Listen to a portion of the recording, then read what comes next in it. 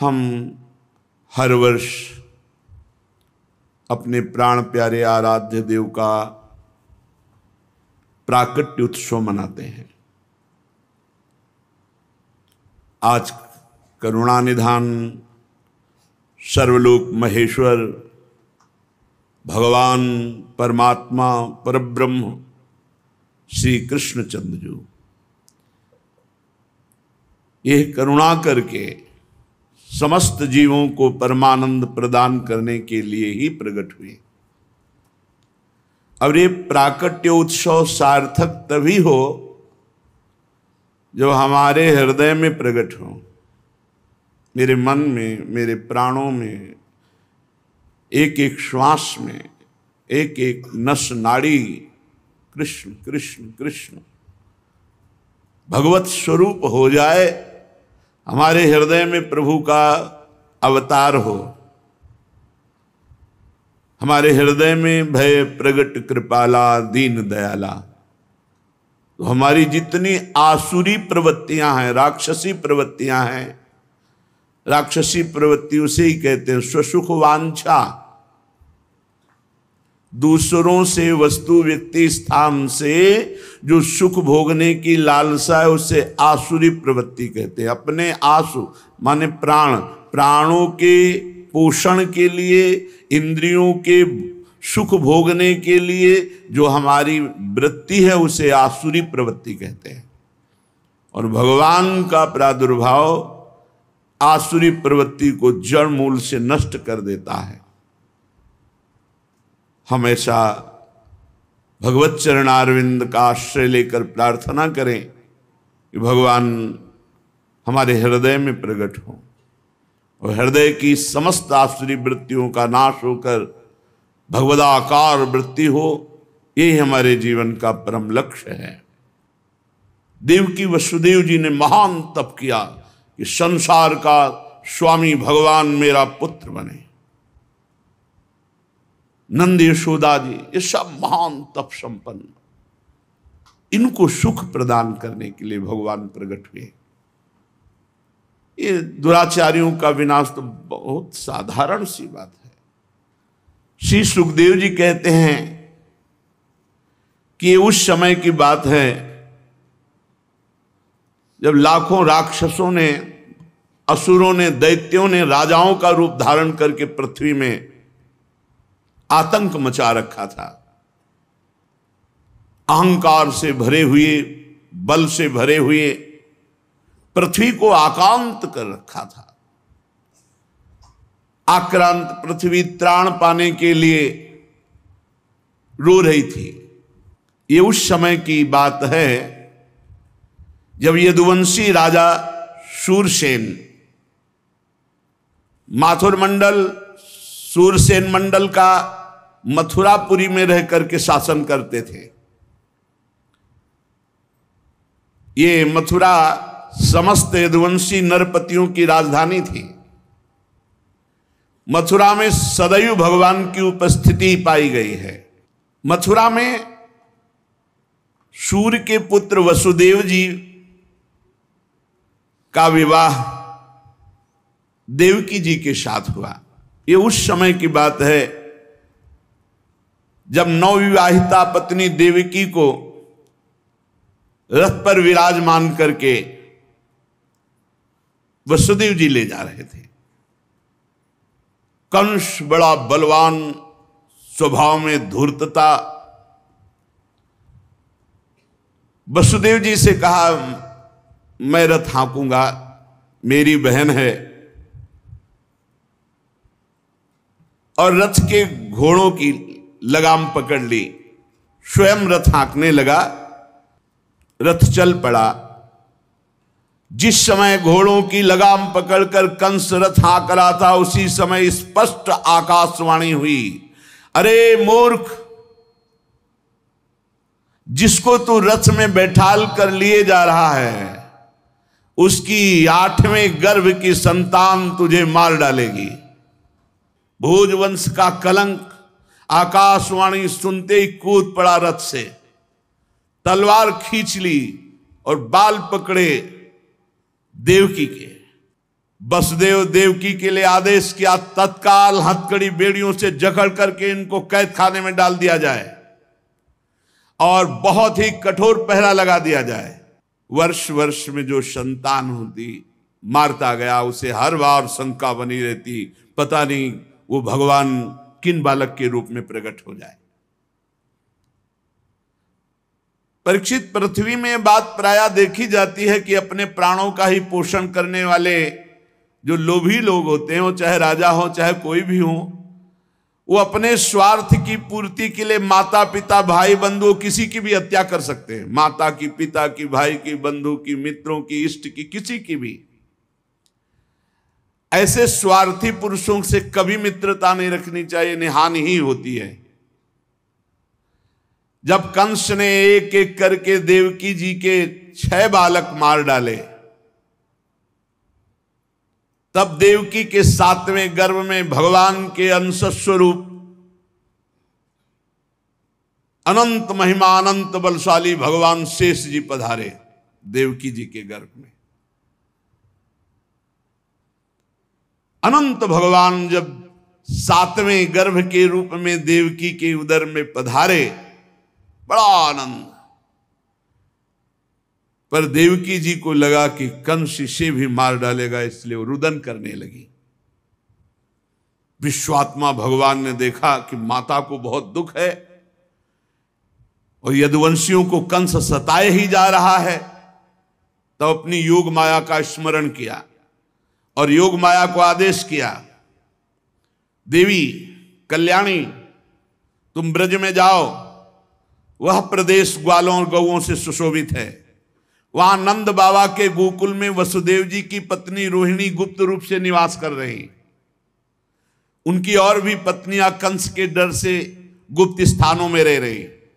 इस समय मेरा महान अंश, जिसे अनंत शेष जी कहते हैं, देवकी के उदर में गर्भ रूप से विराजमान है। तुम जाओ वहां से उस गर्भ को रोहिणी के उदर में रखो। मैं स्वयं आ रहा हूं, अब विलंब से आने जा रहा। अब मैं समस्त ज्ञान बल आदि अंशों के साथ देवकी का पुत्र बनूंगा और नंद बाबा की पत्नी यशोदा के गर्भ से तुम प्रकट हो। योग माया को आदेश किया। जब योग माया ने देवकी का गर्भ ले जाकर रोहिणी के उदर में रख दिया, तब समस्त द्वारपाल और सब जगह खबर पहुंच गई, गर्भ नष्ट हो गया देवकी। किसी को आंतरिक पता तो है नहीं। नगरवासी बहुत कि बेचारी के 6 तो मार डाले गए और 7वां गर्भ नष्ट हो गया। हाय, कितना कष्ट देवकी को है। देवकी जी भगवान का निवास स्थान बन गई। परीक्षित, अब समस्त शुभ गुणों से युक्त बहुत सुहावना समय आया। रोहिणी नक्षत्र था। आकाश के सभी नक्षत्र, ग्रह और तारे सौम्य हो रहे थे। अब तो काले काले मेघ आकर मंडराने लगे और धीरे धीरे गर्जना करते हैं। भारी वर्षा प्रारंभ। जन्म मृत्यु के चक्र से छुड़ाने वाले जनार्दन भगवान का अवतार समय निशीत रात के 12 बजे। उसी समय सबके हृदय में विराजमान भगवान देवरूपिणी देवकी के सामने प्रकट हुए। श्री भगवान ने कहा, देवी, स्वयंभू मनवंतर में जब तुम्हारा पहला जन्म हुआ था, उस समय तुम्हारा नाम था प्रश्नी और ये वसुदेव श्रुतपा नाम के प्रजापति थे। तुम दोनों के हृदय में बड़े ही शुद्ध भाव थे। जब ब्रह्मा जी ने तुम दोनों को संतान उत्पन्न करने की आज्ञा दी, तब तुम लोगों ने इंद्रियों का दमन करके उत्कृष्ट तपस्या की। तुम दोनों ने वर्षा, वायु, घाम, शीत, उष्ण आदि काल के विभिन्न गुणों को सहन किया और प्राणायाम के द्वारा अपने मन के मल को धो डाला। तुम दोनों ने सूखे पत्ते खाकर फिर हवा पीकर केवल तपस्या की।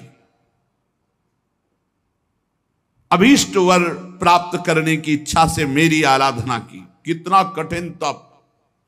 मुझ में चित्त लगाकर ऐसा परम दुष्कर घोर तप करते हुए देवताओं के 12,000 वर्ष व्यतीत हो गए।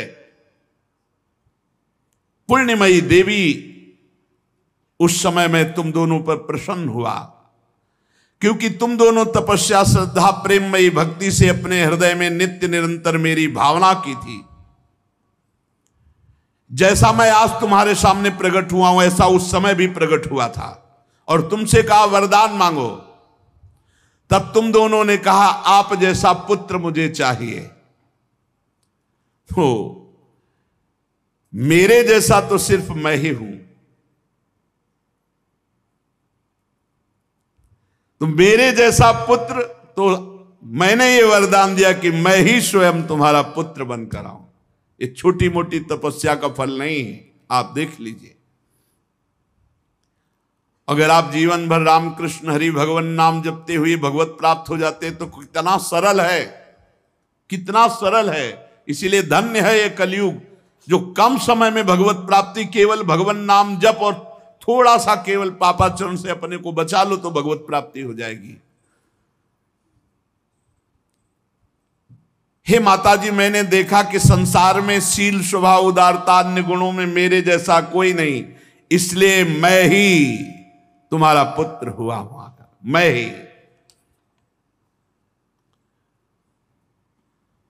प्रश्न गर्भ से, वामन रूप से, और इस समय तुम देवकी वसुदेव हुए तो वासुदेव के रूप से।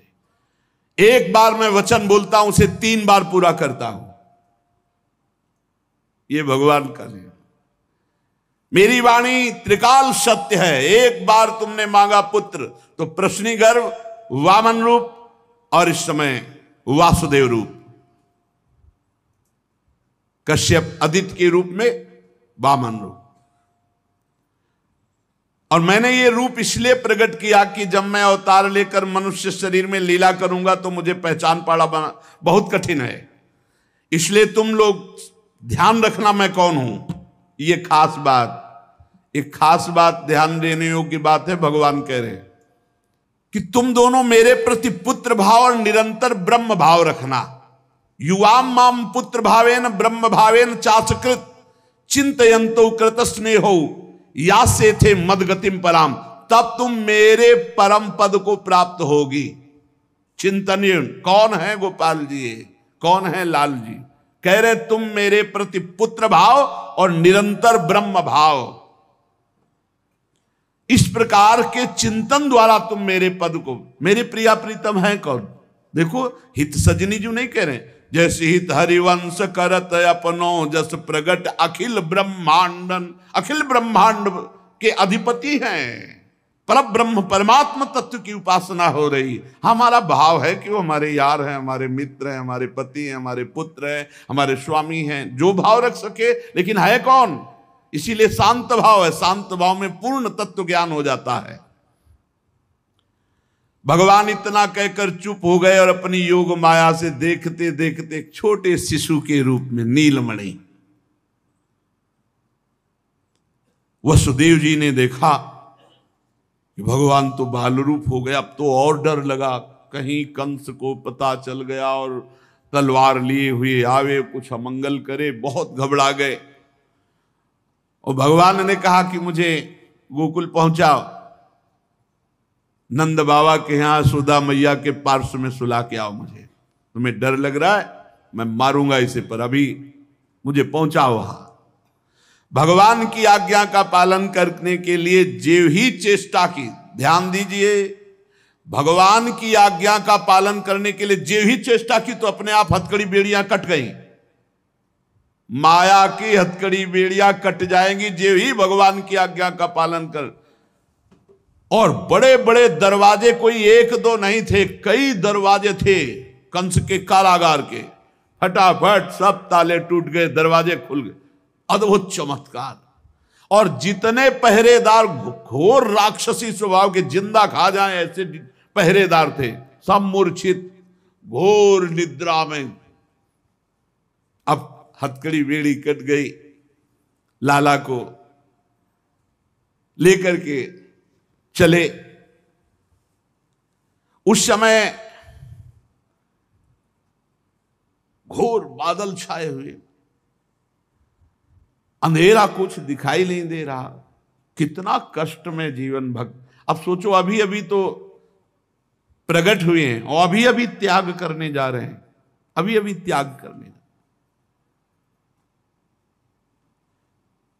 इधर समस्त द्वार